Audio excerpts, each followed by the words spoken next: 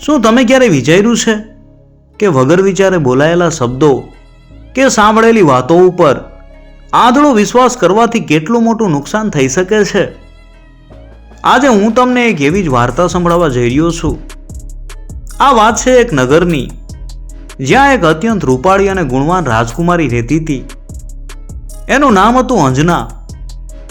અંજનાનો ચહેરો જેટલો તેજસ્વી અને સુંદર હતો, એટલો જ એનો સ્વભાવ પણ માયાળુ અને મીઠો હતો. જ્યારે અંજના લગ્ન કરવા લાયક થઈ, ત્યારે તેના માતા પિતાએ તેના માટે એક બહાદુર, શૂરવીર અને લાયક રાજકુમાર શોધ્યો. આ રાજકુમારનું નામ હતું પવનકુમાર. બંને પરિવારોની સંમતિથી લગ્ન નક્કી થયા. રિવાજ મુજબ લગ્ન પહેલા પવનકુમારનું એક મોટું અને સુંદર ચિત્ર અંજનાના મહેલની દિવાલ ઉપર લગાવવામાં આવ્યું, જેથી રાજકુમારી પોતાના થનાર પતિને જોઈ શકે. અંજના તો પોતાના થનાર પતિનું ચિત્ર જોઈને ખૂબ ખુશ હતી. એના મનમાં કોઈ ભેદભાવ નહોતો. એને એ વાતથી જરાય ફરક નહોતો પડતો કે એનો થનારો પતિ દેખાવમાં કેવો છે, ગોરો છે કે કાળો. એના માટે તો મનની સુંદરતા અને માણસના ગુણો જ સૌથી મોટી વાત હતી. પણ અંજનાની સહેલીઓ બહુ નટખટ અને થોડી ઈર્ષાળુ સ્વભાવની હતી. તેઓ વારંવાર ચિત્રને જોઈને અંજનાને ખીજવવા અને ચીડવવા લાગી. એક સહેલીએ ટોણો મારતા કહ્યું, અરે અંજના, જો તો ખરી, તારો આ થનારો પતિ કેટલો કાળો અને કદરૂપો દેખાય છે. તું તો ફૂલ જેવી સુંદર છે, અને આ ભાઈ સાવ આવા. તારા જેવી રૂપાળી રાજકુમારી આવા કદરૂપા માણસ સાથે કેવી રીતે આખી જિંદગી કાઢશે? તું તો સૌ ફસાઈ ગઈ હો બેન. અંજનાએ તો પોતાની સહેલીઓની આ વાહિયાત વાતો ઉપર જરાય ધ્યાન ન આપ્યું અને હસીને વાત ટાળી દીધી. પણ અંજનાની એક અકલ વગરની સહેલીએ હદ વટાવી દીધી. એ સીધી પવનકુમારના મહેલમાં પહોંચી ગઈ અને તેણે પવનકુમારના કાન ભંભેરવાનું શરૂ કર્યું. તેણે એક મોટું જૂઠાણું ચલાવતા કહ્યું કે રાજકુમાર, મારે તમને એક સત્ય જણાવવું છે. અંજના તો તમને જરાય પસંદ નથી કરતી. એ તો પોતાની સહેલીઓ વચ્ચે તમારી મજાક ઉડાવે છે કે તમે બહુ કદરૂપા છો. એ તો માત્ર પોતાના પિતાની લાજ રાખવા અને એમની આજ્ઞા ખાતર પરાણે તમારી સાથે લગ્ન કરી રહી છે. બાકી એના મનમાં તમારા માટે કોઈ પ્રેમ નથી. આ કડવા શબ્દો સાંભળીને પવનકુમારના હૃદયમાં જાણે કોઈએ સીધું ખંજર ભોંકી દીધું હોય એવું લાગ્યું. એક રાજકુમારનો અહંકાર ઘવાયો. એમને અંજના ઉપર ખૂબ જ ક્રોધ આવ્યો. એમને લાગ્યું કે અંજના પોતાના રૂપના ઘમંડમાં આંધળી થઈ ગઈ છે. પણ હવે તો લગ્નની બધી જ તૈયારીઓ પૂરી થઈ ગઈ હતી અને જાન પણ જોડાઈ ગઈ હતી, એટલે પાછા વળાય એમ નહોતું. ભારે હૈયે પવનકુમાર લગ્ન કરવા માટે માંડવે પહોંચ્યા. મંત્રોના ઉચ્ચારણ સાથે ધામધૂમથી લગ્ન તો થઈ ગયા. અંજના પોતાના મનમાં સોનેરી સપનાઓ લઈને હરખાતી સાસરે આવી. પણ બિચારી અંજનાને ક્યાં ખબર હતી કે એના નસીબમાં તો કંઈક અલગ જ લખ્યું છે. સાસરાના મહેલમાં પહોંચતાની સાથે જ પવનકુમારે અંજનાનો હાથ પકડ્યો અને તેને સીધી મહેલની સૌથી ઉપરની અગાસી ઉપર લઈ ગયા. અંજના કાંઈ પણ સમજે એ પહેલા જ પવનકુમારે અગાસી ઉપર છાસ અને દહીંનો છંટકાવ કરી દીધો. ગુસ્સાથી લાલચોળ આંખે અને કડક અવાજે પવનકુમારે કહ્યું, જે પત્ની પોતાના પતિનું સન્માન ન કરી શકે અને એના રૂપની મજાક ઉડાવે, તે આ મહેલની રાણી બનવાને જરાય લાયક નથી. આજથી તું આ મહેલની કોઈ રાણી નથી, પણ એક સાધારણ દાસી છે. તારે આ ખુલ્લી અગાસી ઉપર જ રહેવાનું અને આખો દિવસ કાગડા ઉડાડવાનું કામ કરવાનું. ત્યારબાદ પવનકુમારે મહેલના બધા સેવકો અને દાસીઓને બોલાવીને કડક આદેશ આપી દીધો કે આજથી આ સ્ત્રીને દાસીઓ જેવું જ જીવન આપજો. મહેલનું વધેલું ઘટેલું અને એઠું જમવાનું જેને મળવું જોઈએ, ભૂલથી પણ કોઈ એને રાણી કહીને ન બોલાવે. આટલું કહીને બિચારી નિર્દોષ અંજનાને અગાસી ઉપર એકલી રડતી મૂકીને પવનકુમાર પોતાની વિશાળ સેના લઈને તરત જ ત્યાંથી યુદ્ધ કરવા માટે નીકળી ગયા. અંજનાના આંસુ લૂછવા વાળું કે એની વાત સાંભળવા વાળું ત્યાં કોઈ નહોતું. એક નાનકડી ગેરસમજે બે હસતી રમતી જિંદગીઓમાં ઝેર ઘોળી દીધું હતું. સમય કોઈની રાહ નથી જોતો. જોતામાં 12 વર્ષના વાણા વાઈ ગયા. મહેલની સૌથી ઊંચી અગાસી ઉપર બિચારી અંજના એક સામાન્ય દાસીની જેમ ટાઢ, તડકો અને વરસાદ સહન કરતી રહી. તે આખો દિવસ કાગડા ઉડાડતી અને મહેલમાંથી જે કાંઈ સૂકું વાસી કે વધેલું ઘટેલું ખાવાનું મળે એ ખાઈને દિવસો કાઢતી. એને પહેરવા માટે સારા કપડાં પણ નહોતા અપાતા. પણ અંજના ખૂબ જ સંસ્કારી અને સમજુ હતી. એના મનમાં પવનકુમાર માટે કોઈ ગુસ્સો નહોતો. એ તો બસ ભગવાનને પ્રાર્થના કરતી કે ક્યારેક તો એના પતિનો ગુસ્સો શાંત થશે અને સત્ય બહાર આવશે. બીજી બાજુ પવનકુમાર પોતાની સેના લઈને દૂરના પ્રદેશોમાં યુદ્ધ લડી રહ્યા હતા. એમને પણ અંજનાની યાદ તો આવતી, પણ મનમાં ભરાયેલા પેલા ખોટા ગુસ્સા અને અહંકારના કારણે તે પાછા ફરવાનું નામ નહોતા લેતા. એક દિવસની વાત છે. પવનકુમારની સેના એક મોટા જંગલમાંથી પસાર થઈ રહી હતી. રાત પડી ગઈ એટલે બધાએ થાકીને જંગલમાં જ પડાવ નાખ્યો. આખો દિવસ મુસાફરી કરીને થાકેલા બધા સૈનિકો અને સેનાપતિઓ તો ઘસઘસાટ ઊંઘી ગયા. જંગલમાં ચારે બાજુ એકદમ શાંતિ હતી. માત્ર તમરાનો ચીંચી અવાજ આવી રહ્યો હતો.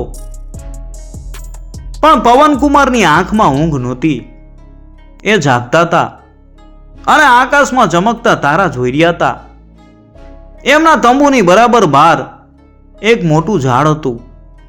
એ ઝાડની ડાળીઓ ઉપર એક ચકલો અને એક ચકલી રહેતા હતા. રાતનો સમય હતો એટલે બંને પક્ષીઓ અલગ અલગ ડાળીઓ ઉપર બેઠા હતા. અંધારામાં સમય પસાર કરવો અઘરો લાગતો હતો. એટલે ચકલીએ મીઠા અવાજે ચકલાને કહ્યું, હે ચકલા, મને ઊંઘ નથી આવતી. કહો ચકલા કોઈ વાત, જેથી જલ્દી કપાય આ લાંબી રાત. ચકલાએ પોતાની પાંખો ફફડાવતા ધીમા અવાજે કહ્યું, અરે ચકલી, આજની રાત કોઈ સામાન્ય રાત નથી. આજની રાત તો ખૂબ જ પવિત્ર અને મહત્વપૂર્ણ છે. આજની રાતનો ગ્રહનો સંયોગ એવો છે કે જો આજે રાત્રે કોઈ માતા પિતાનું મિલન થાય તો તેમને ત્યાં એક તેજસ્વી, બહાદુર, શક્તિશાળી અને કીર્તિમાન બાળકનો જન્મ થાય. એ બાળક એટલું મહાન બને કે યુગો યુગો સુધી લોકો એની પૂજા કરે. જો કોઈ માણસ મારી આ વાત સાંભળી રહ્યો હોય તો તેણે આજની આ પવિત્ર રાતનો લાભ ચોક્કસ ઉઠાવવો જોઈએ. આટલું કહીને ચકલો થોડો ઉદાસ થઈ ગયો. એણે નિસાસો નાખતા આગળ કહ્યું, પણ જોને, કેટલા દુઃખની વાત છે. આપણે પક્ષીઓ છીએ અને ઈચ્છીએ તો પણ આખી રાત એકબીજાની પાસે નથી જઈ શકતા. આપણે આખી રાત એકબીજાથી વિખૂટા પડીને કાઢવી પડે છે, પોતાના સાથી વગર. એનાથી દૂર રહેવું કેટલું કઠિન અને દુઃખદાયક હોય છે, નહીં? ઝાડ નીચે બેઠેલા પવનકુમાર આ નાનકડા પક્ષીઓની વાતો ખૂબ જ ધ્યાનથી સાંભળી રહ્યા હતા. ચકલાની છેલ્લી વાત સાંભળીને પવનકુમારના મનમાં જાણે વીજળી ઝબકી. એમનું હૃદય એકદમ ધ્રુજી ઉઠ્યું. તેઓ મનોમન વિચારવા લાગ્યા કે અરે રે, હું કેવો મૂર્ખ છું. આ નાનકડા પક્ષીઓ પણ એકબીજાને કેટલો પ્રેમ કરે છે. એમને એક રાત માટે અલગ રહેવું પણ આટલું મુશ્કેલ અને દુઃખદાયક લાગે છે. અને એક હું છું, જેણે કોઈ વાતની પૂરી તપાસ કર્યા વગર પારકાની ખોટી વાતોમાં આવીને પોતાની જ પત્નીને તરછોડી દીધી.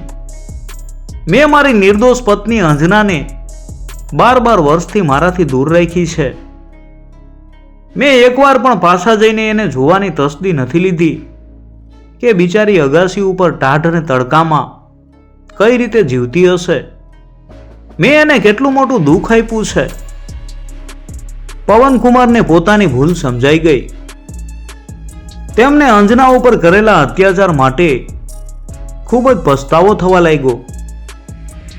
એમની આંખોમાં ચોધાર આંસુ આવી ગયા. તેમને હવે એક પળ પણ અંજના વગર રહેવું મંજૂર નહોતું. તેમણે તરત જ નિર્ણય લીધો.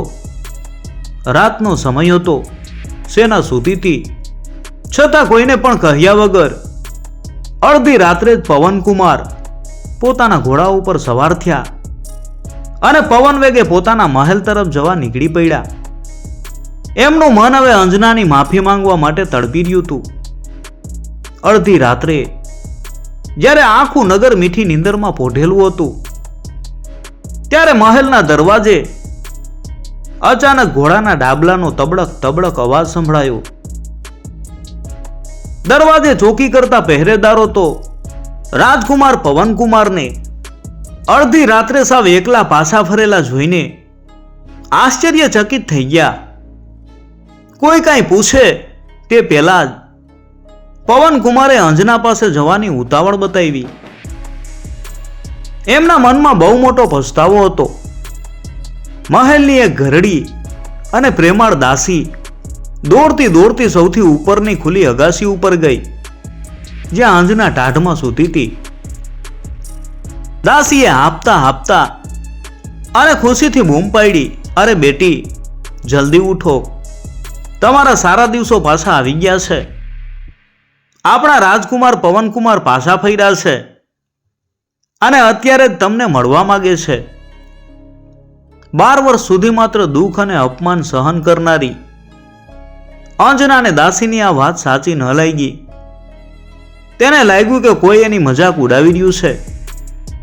અંજનાએ અત્યંત ઉદાસ થઈને કહ્યું, અરે દાસીમા, તમે પણ કેમ મને આવા મેણા મારો છો? મારા નસીબમાં આવું મોટું સુખ ક્યાંથી, જે સ્વામીએ 12 વર્ષ સુધી મારી સામે ફરીને જોયું પણ નથી, તે ભલા અડધી રાત્રે મને મળવા કેમ આવે? દાસીમાએ અંજનાનો હાથ પકડીને પ્રેમથી કહ્યું કે દીકરી, હું સાચું કહું છું. જો તને મારી વાત ઉપર જરા પણ વિશ્વાસ ન આવતો હોય તો તું તારી પોતાની નજરે જ નીચે ચાલીને જોઈ લે. નીચે મહેલના આંગણામાં તારા સ્વામી તારી રાહ જુએ છે. અંજનાનું હૃદય જોરથી ધડકવા લાગ્યું. તે ઉતાવળા પગલે નીચે આવી. આરતીનો શણગારેલો થાળ મંગાવવામાં આવ્યો અને પવનકુમારનું ભવ્ય સ્વાગત થયું. જ્યારે બંનેની નજરો મળી ત્યારે પવનકુમારની આંખોમાં સાચો પસ્તાવો હતો અને અંજનાની આંખોમાં પોતાના પતિને માફ કરી દેવાની ભાવના. એ જ રાત્રે ચકલા ચકલીએ કીધેલો પેલો અદ્ભુત ગ્રહોનો સંયોગ પૂરો થયો અને બંનેનું મિલન થયું. પણ ખુશીનો સમય પાણીના રેલાની જેમ બહુ જલ્દી પસાર થઈ જાય છે. સવાર થતાં જ પવનકુમારે ઉતાવળે કહ્યું કે અંજના, મારે હવે તરત જ મારી ફોજ પાસે પાછા ફરવું પડશે. જો મારા સૈનિકો જાગી જશે અને મને પોતાના તંબુમાં નહીં જુએ તો મોટી મુશ્કેલી ઊભી થશે. અંજના ભલે ભોળી હતી, પણ તે દુનિયાદારી બહુ સારી રીતે સમજતી હતી. તેણે હાથ જોડીને નમ્રતાથી કહ્યું કે સ્વામી, તમે તો 12 વર્ષે અડધી રાત્રે આવ્યા અને સવારે કોઈને ખબર પડે તે પહેલા પાછા ચાલ્યા જશો. પણ જો આ પવિત્ર મિલનથી મને ગર્ભ રહી ગયો તો આખી દુનિયા અને તમારા માતા પિતા મારા ઉપર શંકા કરશે. તેઓ પૂછશે કે જ્યારે પતિ વર્ષોથી ઘરે નથી તો આ બાળક કોનું છે? હું એમને શું જવાબ આપીશ? મહેરબાની કરીને જતા પહેલા મને તમારી કોઈ એવી નિશાની આપતા જાઓ જેથી હું આખી દુનિયાને ગર્વથી બતાવી શકું કે આ આપણું જ સંતાન છે. પવનકુમારને અંજનાની વાત એકદમ સાચી અને વ્યાજબી લઈ ગઈ. તેમણે તરત જ પોતાની આંગળીમાંથી પોતાના નામવાળી એક કિંમતી સોનાની વીંટી, કમરે બાંધેલો એક સુંદર ફેંટો અને પોતાની ચમકતી કટાર કાઢીને અંજનાના હાથમાં મૂકી દીધી. એ સવારે પવનકુમાર તો હસતા મુખે પોતાની ફરજ ઉપર પાછા ફર્યા. પણ હવે અંજનાનું જીવન સાવ બદલાઈ ગયું હતું. એ જ દિવસથી અંજનાએ પેલી જૂની અગાસી ઉપર રહેવાનું અને દાસીઓ જેવા મેલા ફાટેલા કપડાં પહેરવાનું છોડી દીધું.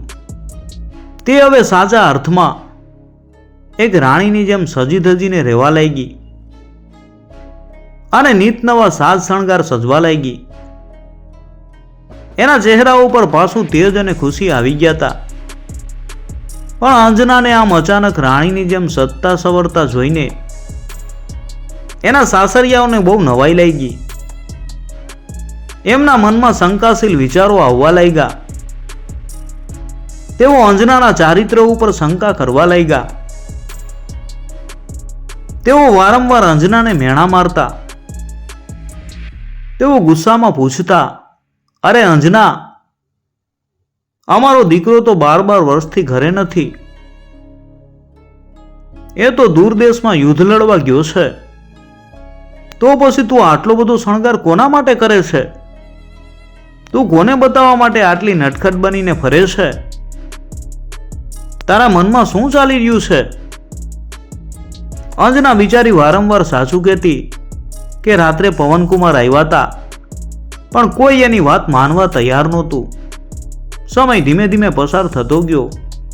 થોડા મહિનાઓ વીત્યા અને અંજના ગર્ભવતી બની. અંજનાના પેટનો ઉભાર વધતો ગયો. તેમ તેમ સાસરિયાઓની શંકા હવે વિશ્વાસમાં બદલાઈ ગઈ.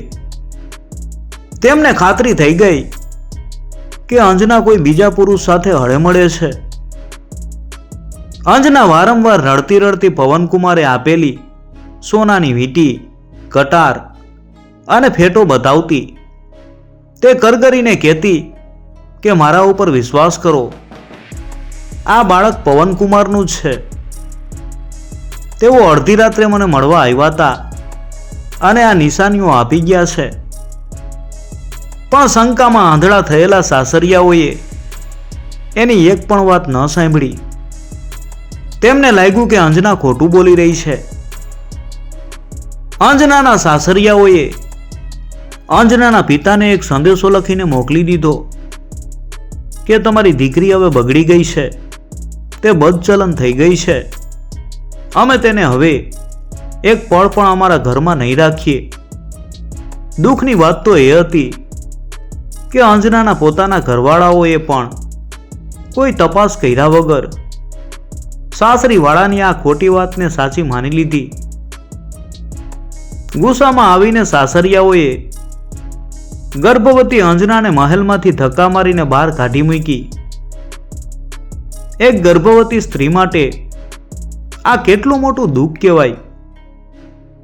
જ્યારે દીકરીને સાસરેથી કાઢી મૂકવામાં આવે ત્યારે તેને સૌથી પહેલો આશરો પોતાનું પિયર એટલે કે માતા પિતાનું ઘર જ દેખાય છે. રડતી કકળતી અંજના થાકેલા પગલે ચાલીને પોતાના પિતાના મહેલે પહોંચી. તેણે પિતાના પગ પકડીને ખૂબ સમજાવવાનો પ્રયત્ન કર્યો. પોતાની નિર્દોષતા સાબિત કરવા ખૂબ આજીજી કરી અને ખૂબ રડી. પરંતુ તેના પિતાએ તો મહેલના દરવાજા જ બંધ કરી દીધા અને તેને અંદર પ્રવેશ પણ ન કરવા દીધો. તેમણે કઠોર બનીને દીકરીની એક પણ વાતને કાને ન ધરી. અંજનાની માતાને પોતાની દીકરીની આવી દયનીય હાલત જોઈને ખૂબ રડવું આવ્યું. તેને દયા તો બહુ આવી, પણ પિતાના ડરથી તે ઈચ્છવા છતાં પણ પોતાની દીકરીની કોઈ મદદ ન કરી શકી. હવે અંજના સાવ એકલી અને અનાથ જેવી થઈ ગઈ હતી. સાસરી અને પિયર બંને જગ્યાએથી એ તરસોડાયેલી, નિરાશ અને ભાંગી પડેલી અંજના છેવટે ભારે હૈયે જંગલ તરફ ચાલી નીકળી. તે રડતી રડતી એક વન પાર કરી, બીજું વન પાર કરી અને ત્રીજા મોટા અને ભયાનક વનમાં પહોંચી. ત્યાં અચાનક વાતાવરણ પલટાયું.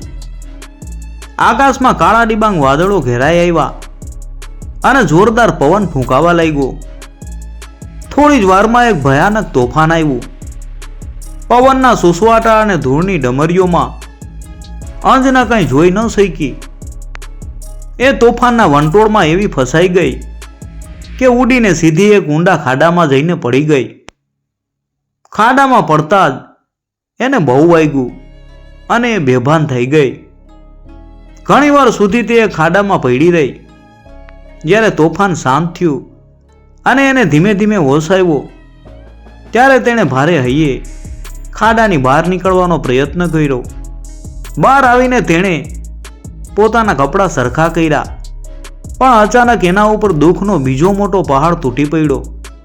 તેણે જોયું કે ખાડામાં પડવાથી પવનકુમારે આપેલી નિશાનીઓ, સોનાની વીંટી, કટાર અને ફેટો ક્યાંક ખોવાઈ ગયા હતા.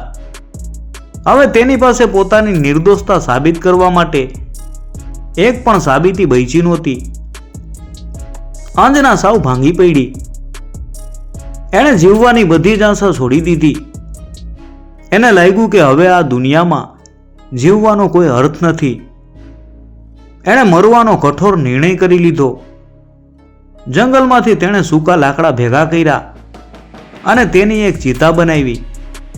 તે લાકડાની ચિતા ઉપર બેસી ગઈ અને હાથ જોડીને સૂરજ ભગવાનને પ્રાર્થના કરવા લાગી. હે સૂરજ દાદા, હવે આ દુનિયામાં મારું કોઈ નથી. પતિએ ઓળખી નહીં, સાસરિયાએ કાઢી મૂકી અને પિતાએ આશરો ન આપ્યો. મારું આ દુનિયામાં જીવવું નકામું છે. તમે મને તમારા કિરણોમાંથી અગ્નિ આપો, જેથી હું અહીં જ બળીને ભસ્મ થઈ જાઉં અને મારા દુઃખોનો અંત આવે. નસીબ જોગે જ્યાં અંજના બેઠી હતી ત્યાં જંગલથી થોડે દૂર એક સાધુ મહારાજની નાનકડી કુટીર હતી. સાધુ મહારાજ ધ્યાનમાં બેઠા હતા. ત્યાં તેમને કોઈ સ્ત્રીના રડવાનો અને પ્રાર્થના કરવાનો અવાજ સંભળાયો. આ સુમસામ જંગલમાં સ્ત્રીનો અવાજ સાંભળીને તેમને નવાઈ લાગી. તેઓ તરત જ પોતાનું ધ્યાન છોડીને અવાજની દિશામાં જોવા આવ્યા. ત્યાં આવીને સાધુ મહારાજે જે દ્રશ્ય જોયું એ જોઈને એમનું હૃદય કંપી ઉઠ્યું. એક ગર્ભવતી અને રૂપાળી સ્ત્રી લાકડાની ચિતા ઉપર બેસીને સૂરજ ભગવાન પાસે સળગવા માટે આગ માગી રહી હતી. સાધુ મહારાજે દોડી અને અંજનાને રોકી અને પ્રેમથી પૂછ્યું, હે દીકરી, તું કોણ છે? આવા ગાઢ જંગલમાં કેમ આવી છે અને તું આ રીતે મરવા કેમ માંગે છે? અંજના તો સાધુ મહારાજને જોઈને ધ્રુસકે ધ્રુસકે રડવા લાગી. રડતા રડતા તેણે કહ્યું કે મહારાજ, શું કહું કે હું કોણ છું? હું કોની દીકરી છું કે કોની પત્ની છું? હવે મારું કોઈ નામઠામ નથી. આજે આ દુનિયામાં મારું પોતાનું કોઈ નથી. મારા માટે તો બસ નીચે આ ધરતી છે અને ઉપર આકાશ છે. સાધુ મહારાજનું દિલ આ નિર્દોષ સ્ત્રીની વાતો સાંભળીને પીગળી ગયું. એમણે અંજનાના માથે હાથ મૂકીને કહ્યું કે દીકરી, તું હવે જરાય રડીશ નહીં અને આ મરવાનો ખરાબ વિચાર મનમાંથી કાઢી નાખ. આજથી હું તારો ધર્મનો પિતા છું અને તું મારી ધર્મની દીકરી છે. મારી આ કુટીર આજથી તારું ઘર છે. સાધુ મહારાજ અંજનાને પોતાની ઝૂંપડીમાં લઈ ગયા. અંજનાને જાણે નવું જીવન મળી ગયું. સાધુ મહારાજ તેને પોતાની સગી દીકરીની જેમ જ સાચવતા હતા.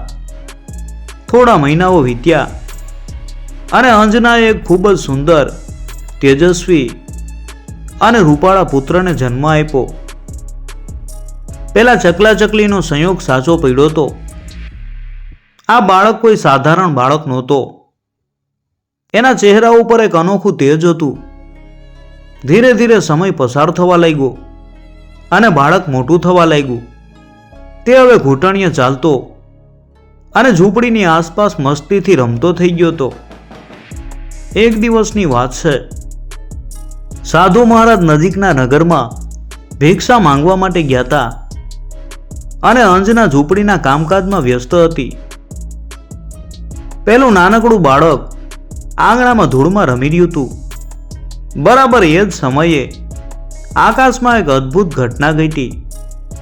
અંજનાના સગા મામા પોતાનું એક મોટું જાદુઈ ઉડતું વિમાન લઈને એ જ જંગલની ઉપરથી પસાર થઈ રહ્યા હતા. અચાનક તેમની નજર નીચે જંગલ તરફ ગઈ. તેમણે જોયું કે એક સુંદર બાળક રમી રહ્યું છે અને પાસે એક યુવતી કામ કરી રહી છે.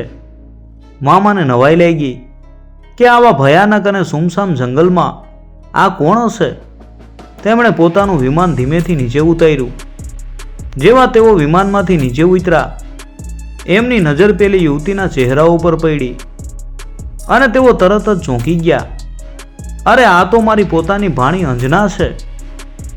અંજનાએ પણ પોતાના મામાને જોયા અને તરત ઓળખી લીધા. આટલા વર્ષોના દુઃખ પછી પોતાના કોઈ અંગત વ્યક્તિને જોઈને અંજના દોડીને મામાને ભેટી પડી અને ચોધાર આંસુએ રડવા લાગી. મામાએ અત્યંત દુઃખી થઈને પૂછ્યું, બેટા અંજના, તું અહીંયા જંગલમાં શું કરે છે? તું ક્યારથી અહીં રહે છે અને તારી આ દયનીય હાલત કોણે કરી?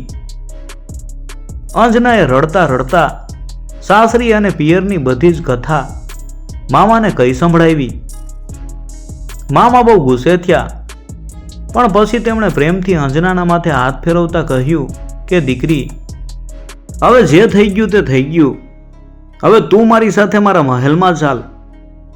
પણ અંજનાએ ના પાડતા કહ્યું, ના મામા, હું સાધુ મહારાજને પૂછ્યા વગર ક્યાંય નહીં આવું. તેમણે મારો જીવ બચાવ્યો છે. તેઓ મારા ધર્મના પિતા છે. આ નવું જીવન તેમનું જ આપેલું છે. જો તેઓ મને રજા આપશે અને હા પાડશે તો જ હું તમારી સાથે આવીશ. થોડી જ વારમાં સાધુ મહારાજ ભિક્ષા લઈને પાછા ફર્યા. ઝૂંપડીમાંથી કોઈ અજાણ્યા પુરુષનો અવાજ સાંભળીને તેમને પહેલા તો શંકા ગઈ અને ગુસ્સો પણ આવ્યો કે અંજના આજે કયા પુરુષ સાથે વાત કરી રહી છે. પણ જ્યારે અંજનાએ હાથ જોડીને મામાની ઓળખાણ આપી અને જવા માટે રજા માંગી, ત્યારે સાધુ મહારાજ બધું સમજી ગયા. તેમણે અત્યંત દયાળુ સ્વભાવે કહ્યું કે બેટા, હું કોણ તને રોકવા વાળો કે હા ના પાડવા વાળો? આ જંગલમાં તારું આ હોશિયાર બાળક શું શીખશે? એના સારા ભવિષ્ય માટે અને તેને નગરનું યોગ્ય જ્ઞાન મળે એ માટે તારે તારા મામા સાથે જવું જ જોઈએ. સાધુ મહારાજના આશીર્વાદ લઈને અંજના પોતાના બાળકને તેડીને મામાના વિમાનમાં બેઠી. વિમાન આકાશમાં ઉડવા લાગ્યું. પણ નાના બાળકો તો બહુ ચંચળ હોય ને. અંજનાનું બાળક વિમાનમાં વારંવાર નીચે ડોકિયા કરતું હતું. વિમાન જ્યારે ઊંચા પથ્થરના પહાડ ઉપરથી પસાર થઈ રહ્યું હતું ત્યારે અચાનક, અરે બાપરે, પેલું ચંચળ બાળક વિમાનમાંથી સીધું નીચે પડી ગયું. અંજના તો ડરના માર્યા જોર જોરથી રાડો પાડવા લાગી અને એના બુરા હાલ થઈ ગયા. મામા પણ ચિંતામાં ડૂબી ગયા. આટલી ઊંચાઈથી મોટા પથ્થરો ઉપર પડ્યા પછી કોઈ કઈ રીતે બચી શકે? બચવું તો શું, બાળકનું શરીર મળવું પણ અશક્ય હતું. મામાએ ગભરામણમાં ઉતાવળે વિમાન નીચે ઉતાર્યું. પણ નીચે પહોંચીને તેમણે જે જોયું એ માની જ ન શકાય એવો ચમત્કાર હતો. પેલો નાનકડો દીકરો જમીન ઉપર બેઠો બેઠો હસતા હસતા રમી રહ્યો હતો. જે પહાડ ઉપર તે પડ્યું હતું તે પહાડ તેના પડવાથી રૂના પોચા ગાદલામાં બદલાઈ ગયો હતો.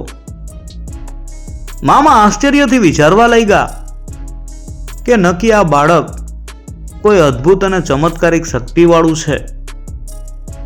અંજનાએ મોટો હાશકારો અનુભવ્યો અને દોડીને પોતાના દીકરાને ગળે લગાવી લીધો. મામાના મહેલે પહોંચીને અંજના ખુશીથી રહેવા લાગી અને સવાર સાંજ સહેલીઓ સાથે બાગમાં ફરવા જતી. આ બાજુ પવનકુમાર પોતાની વિશાળ સેના લઈને યુદ્ધમાં વિજય મેળવીને ખુશી ખુશી પોતાના રાજમહેલમાં પાછા આવ્યા. એમને તો એમ જ હતું કે અંજના હવે મેલા કપડાં કાઢીને સરસ મજાની રાણીની જેમ રહેતી હશે. એ મને જોઈને ખૂબ ખુશ થશે અને અમે આનંદથી રહીશું. મહેલમાં પગ મૂકતા જ એમણે ઉત્સાહથી સૌથી પહેલા પૂછ્યું, મારી અંજના ક્યાં છે? પણ એમના માતા પિતાએ તો મોં બગાડીને કડવા શબ્દો કહ્યા, અરે દીકરા, એ તો સાવ બગડી ગઈ હતી. એનું ચરિત્ર ખરાબ હતું એટલે અમે એને ધક્કા મારીને મહેલમાંથી કાઢી મૂકી છે. આ સાંભળીને પવનકુમારના પગ નીચેથી જમીન સરકી ગઈ. જાણે એમના માથે આપ તૂટી પડ્યું. તેમને બહુ મોટો આઘાત લાગ્યો. તેમણે રડમસ અવાજે પૂછ્યું, શું વાત કરો છો? મારી અંજના અને ખરાબ એ નિર્દોષ હતી, તો પછી મારી અંજના અહીંથી ક્યાં ગઈ? ઘરવાળાઓએ બેપરવાહીથી જવાબ આપ્યો, જ્યાં જાય ત્યાં પોતાના પિયર ગઈ હશે, અમારે શું? પવનકુમાર એક પળનો વિલંબ કર્યા વગર થાયકા પાયકા છતાં અંજનાના પિયર તરફ દોડ્યા. રસ્તામાં તે જમીન ઉપર અંજનાના પગલાની નિશાનીઓ ગોતતા ગોતતા ગયા. અંજનાના ઘરે પહોંચ્યા તો ત્યાં ખબર પડી કે અંજના તો ત્યાં પણ નથી. એના પિતાએ તો એને ઘરમાં પેશવા જ નહોતી દીધી. પવનકુમારનું હૃદય રડી પડ્યું. તે ફરીથી અંજનાના પગલા ગોતતા ગોતતા જંગલ તરફ આગળ વધ્યા. પગલાની નિશાનીઓ જોતા જોતા પવનકુમાર એક ઘાટા વનમાં ગયા. પછી બીજું વન વટાવ્યું અને બરાબર એ જ ત્રીજા ભયાનક વનમાં પહોંચ્યા જ્યાં અંજના તોફાનમાં ફસાઈ હતી. અચાનક ત્યાં પણ એવું જ કાળમુખું તોફાન આવ્યું. પવનકુમાર પણ એ તોફાનના સુસવાટા અને વંટોળમાં ગોળ ગોળ ફરીને એ જ ઊંડા ખાડામાં જઈ પડ્યા જેમાં અંજના પડી ગઈ હતી. જ્યારે તોફાન શાંત થયું અને પવનકુમાર મહા મહેનતે ઊભા થયા ત્યારે એમની નજર ખાડામાં પડેલી એક ચમકતી વસ્તુ ઉપર પડી. અરે આ તો એ જ સોનાની વીંટી હતી જે તેમણે અંજનાને પ્રેમની નિશાની તરીકે આપી હતી. પોતાની વીંટી ત્યાં પડેલી જોઈને પવનકુમાર ચોધાર આંસુએ રડવા લાગ્યા. તેમને ખાતરી થઈ ગઈ કે મારી અંજના અહીં જ પડી હશે. એમને મનમાં ભયંકર પસ્તાવો થવા લાગ્યો કે અરે રે, મારા જ કારણે મારી અંજનાને જંગલી જાનવરોનો શિકાર બનવું પડ્યું. ન જાણે ક્યાં ક્રૂર વાઘે કે સિંહે મારી અંજનાને ફાડી ખાધી હશે. નિરાશ થઈને તે ખાડામાંથી બહાર આવ્યા. થોડે દૂર આગળ ચાલ્યા ત્યાં તેમણે સૂકા લાકડાની પેલી ચિતા જોઈ જે અંજનાએ પોતાના માટે બનાવી હતી. પવનકુમાર સમજી ગયા કે અંજના છે કहीं સુધી આવી હશે. બધાએ તેને કાઢી મૂકી એટલે નિરાશ થઈને મરવા માટે તેણે જ આ લાકડા ભેગા કર્યા હશે.